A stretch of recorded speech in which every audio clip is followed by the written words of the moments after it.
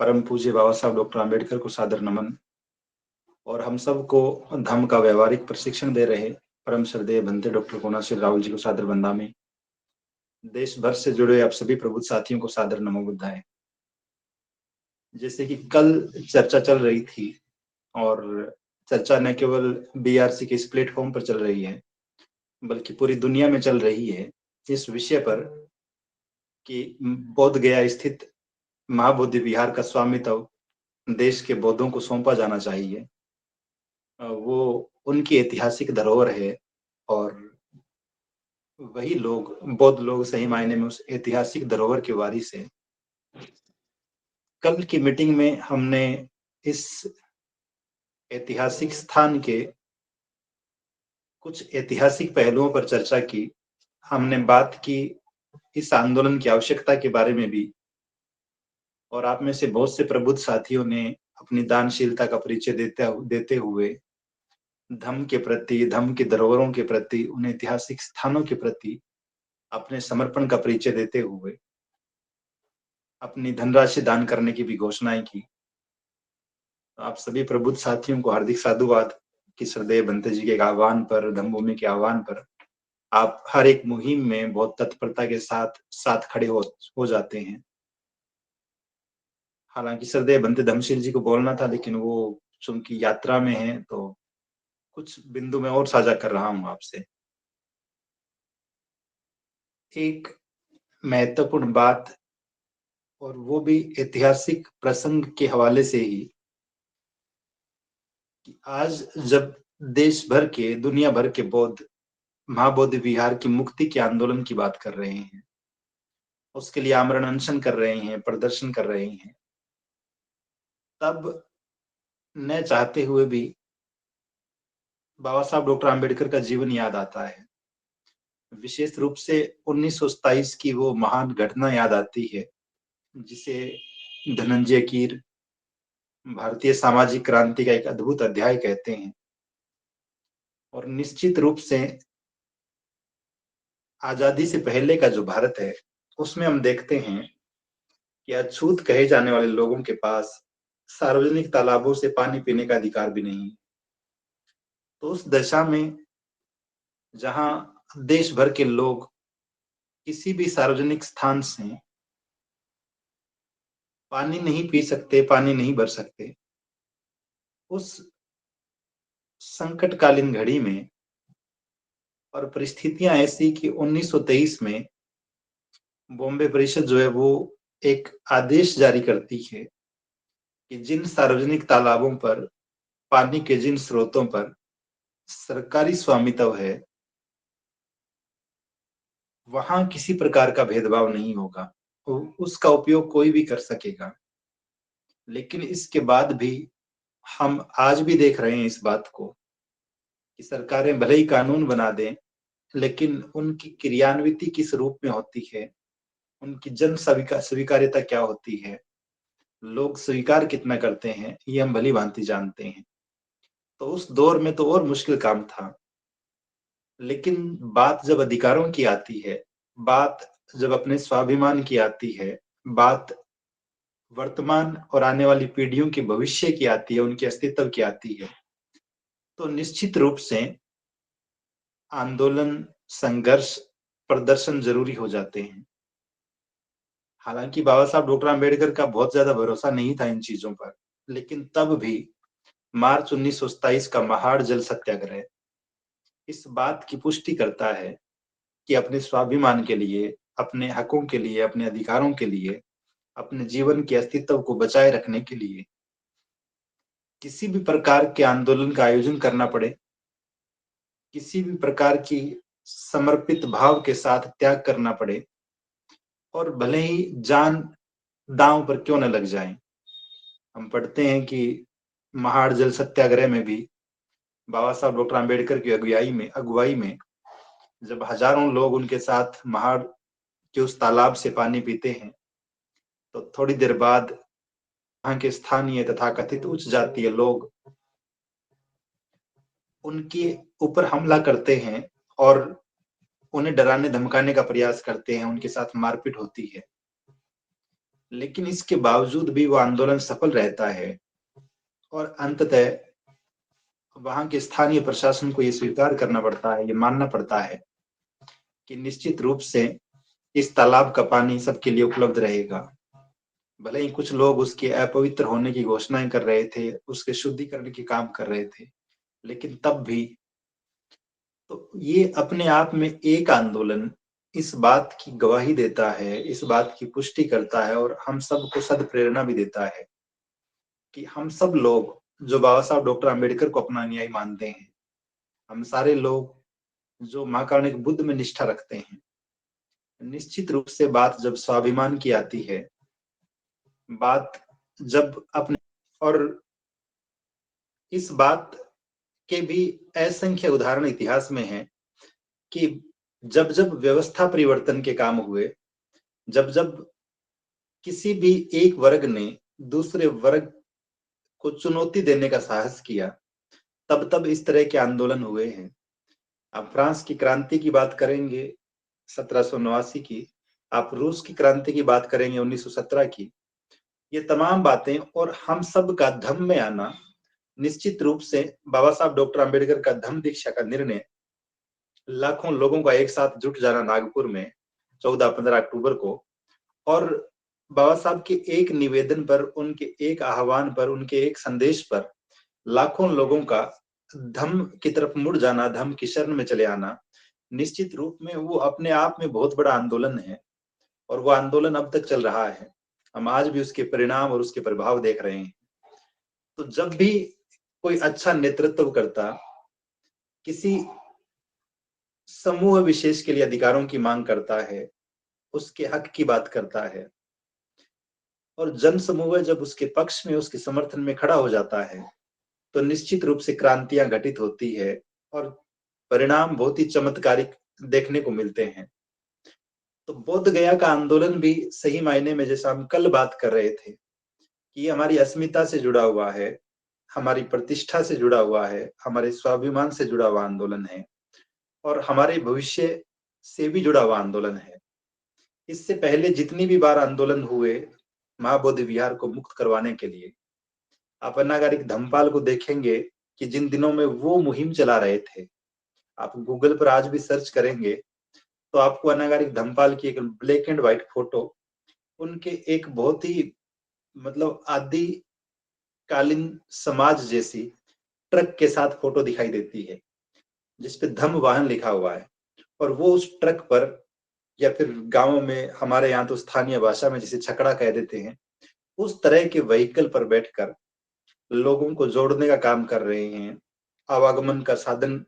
उनके पास उस रूप में उपलब्ध था और उन परिस्थितियों में भी वो काम कर रहे हैं। भिक्षु चंद्रमणि को देखते हैं कि वो जब जाते हैं वहां तो लोग उन पे हमला करने के लिए चले आते हैं। तो पिछले 100 सालों से लगभग ये आंदोलन चल रहा है, लेकिन जैसी अद्भुत जन जागृति इस वक्त हम देख रहे हैं जिस व्यापक स्तर पर, ये पहले नहीं थी और संभवतः इसी वजह से परिणाम सकारात्मक न रहे होंगे। तो अब जबकि हमारे पास बेहतर संसाधन है, बेहतर मार्गदर्शक है, बेहतर नेतृत्व करता है, हम अपनी बात को कम समय में बहुत दूर तक संप्रेषित कर सकते हैं और हर तरह की सुविधाएं, हर तरह के संसाधन जुटा सकते हैं, तब अवसर और बड़ा है हम सभी के लिए इस आंदोलन में बढ़ चढ़कर भाग लेने का, इसे सफल बनाने का। तो जैसा कल हम बात कर रहे थे कि कम से कम धम्मभूमि की पूरी टीम, धम्मभूमि से जुड़ा हुआ हर एक व्यक्ति अपने नैतिक समर्थन के साथ इस आंदोलन पर लगातार चर्चाएं करते हुए, इसके बारे में बात करते हुए, और यदि आप सोशल मीडिया पर एक्टिव रहते हैं तो वहां पर इसकी गतिविधियों का लगातार प्रचार प्रसार करते हुए हम अपना सक्रिय सहयोग इस आंदोलन को दें, ताकि जो लोग वहां ग्राउंड पर संघर्ष कर रहे हैं, आंदोलन कर रहे हैं, और हम में से कोई भी इस बात से अनजान नहीं है कि जिस तरह का माहौल देश में है, इतना आसान नहीं है ये आंदोलन और इतनी आसान नहीं है सफलता मिलना भी, लेकिन तब भी दृढ़ इच्छा शक्ति के बल पर, दृढ़ संकल्पित होकर और अपने संसाधनों का अधिकतम सदुपयोग करते हुए देश के अधिकतम लोगों को इस आंदोलन से जोड़ते हुए, क्योंकि शुरुआत हो सकता है बहुत छोटी हो, और ऐसा भी हो सकता है कि आज जितने लोग दिखाई दे रहे हैं आंदोलन में, आज से 15 दिन बाद, आज से 20 दिन बाद, आज से 30 दिन बाद उनकी संख्या बढ़ जाए, इस आंदोलन का दायरा बढ़ जाए और जगह जगह पर इस तरह की चीजें होने लगे। लेकिन तब भी अंतिम रूप से हमें इस बात के लिए संकल्पित होना है कि जब तक जिस मांग के लिए, जिस उद्देश्य के लिए आंदोलन चल रहा है वो पूरा नहीं हो जाता है, हम इसमें डटे रहेंगे। क्योंकि जिस व्यवस्था के खिलाफ आप जूझने का काम कर रहे हैं, वो हर दिन एक नए रूप में, नए तेवर के साथ आपकी धरोहर को, आपके हौसलों को तोड़ने के लिए मौजूद रहती है। और इस व्यवस्था से लड़ने के लिए, इस व्यवस्था से संघर्ष करने के लिए, इस व्यवस्था के खिलाफ सफलता प्राप्त करने के लिए निश्चित रूप से उनसे ज्यादा संकल्पित होने की जरूरत महसूस होती है, उनसे ज्यादा धैर्य की, उनसे ज्यादा संघर्षशीलता की जरूरत है। क्योंकि जब जब, मैं फिर रिपीट कर रहा हूं इस बात को, कि दुनिया भर में जहां कहीं भी आंदोलन हुए, जहां कहीं भी क्रांतियां हुई, एक लंबा दौर चला, बहुत सारे लोगों ने कुर्बानियां दी, बहुत सारे लोगों ने अकल्पनीय कष्ट सहे, लेकिन उसके बाद उस आंदोलन की सफलता, उस आंदोलन के परिणाम जिस रूप में हमें दिखते हैं, वो आने वाली पीढ़ियों के लिए बहुत महत्वपूर्ण होते हैं, उनके जीवन को उबारने वाले होते हैं, उनके जीवन को नई दिशा देने वाले होते हैं। तो हम सब लोग भी जिस उम्मीद के साथ, अभी खराब बात यह है हमारे लिए कि समाज के बहुत सारे लोग तो इस बात से परिचित भी नहीं है कि ऐसा कोई आंदोलन चल रहा है। बहुत सारे लोग अपने आप को बौद्ध मानने को तैयार भी नहीं है। बहुत सारे लोग बाबा साहब डॉक्टर आम्बेडकर के विचारों से कोसों दूर है। तो कुछ गिने चुने लोगों के साथ आगे बढ़ पाना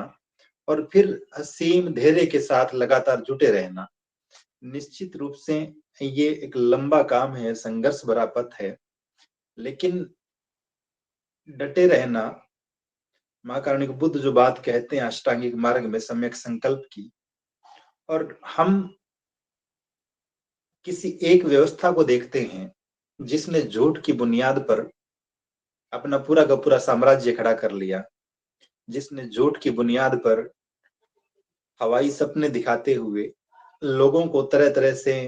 अपने साथ जोड़ने का काम किया। लेकिन महाबोधि विहार के माध्यम से, इस मुक्ति के आंदोलन के माध्यम से हम सब लोग निश्चित रूप से जिस बात की उम्मीद कर रहे हैं, जिस बात की मांग कर रहे हैं, जिस आवश्यकता को महसूस कर रहे हैं, वो यथार्थ है, सत्य है, ऐतिहासिक रूप से, पुरातात्विक रूप से, भावनात्मक रूप से, हर एक एंगल से। तो जब हमारी मांग गलत नहीं है, हमारा आंदोलन गलत नहीं है, उसे लीड करने वाले लोग गलत नहीं है, तो निश्चित रूप से हम सब की सहभागिता और उसके बाद जो परिणाम आएगा वो भी बिल्कुल गलत नहीं होगा। तो आवश्यकता इस बात की है कि हम इन तमाम बातों को भूलते हुए, किस आंदोलन को लीड करने वाले लोग किस संगठन से जुड़े हुए हैं, इस आंदोलन को लीड करने वाले लोग किस समूह के प्रतिनिधि है। फिलहाल हम बौद्ध है, जैसा कुछ दिन पहले हम हीनयान महायान के संदर्भ में बात कर रहे थे,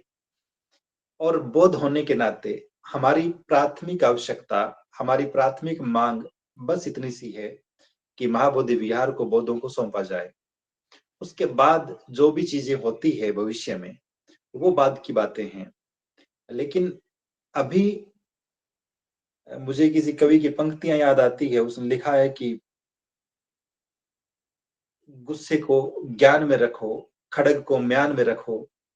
और बात जब समाज की हो तो लिखते हैं कि गुस्से को ज्ञान में रखो, खड़ग को म्यान में रखो, और निकालो जब व्यक्तिगत दुश्मनी तो समाज को ध्यान में रखो। तो ये कुछ वैसा ही मामला है, वैसा ही आंदोलन है, जहां व्यक्तिगत मतभेदों को छोड़कर, आपसी ईर्ष्याओं और संगठनों की सीमाबंदियों से बाहर निकलकर हम सबको दृढ़ संकल्पित होकर इस आंदोलन में अपने प्रयास स्पष्ट रूप से प्रदर्शित करने हैं, ताकि इस आंदोलन को गति मिले और जिस उद्देश्य के लिए आंदोलन हो रहा है वो पूरा हो सके। कल श्रद्धेय बंते जी ने एक और महत्वपूर्ण निवेदन हम सभी से किया कि यदि संभव हो तो हमें 1 दिन, 2 दिन, 4 दिन जितने संभव हो, कुछ दिन वहां प्रत्यक्ष रूप से उपस्थित भी होना चाहिए। उस समूह का भी हिस्सा बनना चाहिए जो ग्राउंड लेवल पर आंदोलन कर रहा है, और निश्चित रूप से उनकी बात भी जग जाहिर है कि संख्या बल बड़ा महत्वपूर्ण होता है। आंदोलन करने वाले लोगों को नया हौसला मिलता है जब वो अपने साथ खड़े हुए बहुत सारे लोगों को देखते हैं, और लोग भी अलग अलग राज्यों से आए हुए, देश भर से आए हुए लोगों को देखते हैं कि तमाम राज्यों से समर्थन मिल रहा है। ठीक वही बात जब बाबा साहब डॉक्टर आम्बेडकर गोलमेज सम्मेलन में थे और गांधी कह रहे थे कि मैं अछूतों का प्रतिनिधि हूँ। कुछ लोग गुजरात से चिट्ठियां भी लिख रहे थे कि गांधी ही अछूतों के प्रतिनिधि है, लेकिन बाबा साहब डॉक्टर आम्बेडकर को जो लोग पत्र लिखते हैं देश भर से, तो ये समझ आता है कि गांधी को पत्र लिखने वाले लोग सिर्फ गुजराती मित्र थे उनके, जबकि बाबा साहब के बात का समर्थन करने वाले लोग, उन्हें अपना नेतृत्वकर्ता मानने वाले लोग देश भर से ऐसा संदेश दे रहे थे। तो जब एक बड़ा जनसमूह है वहां जाकर खड़ा होगा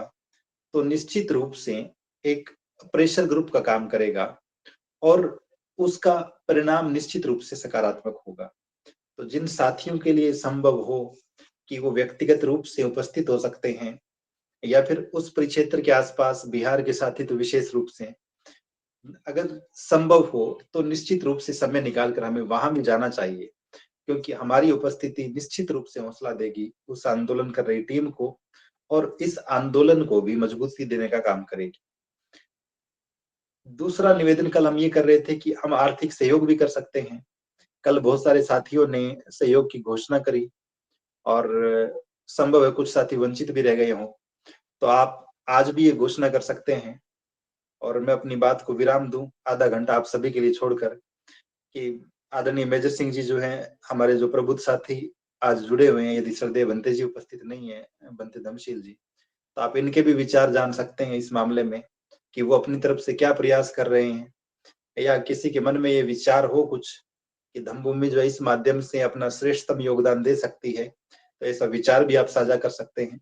मैं अपनी बात को यहीं विराम दे रहा हूँ। आदरणीय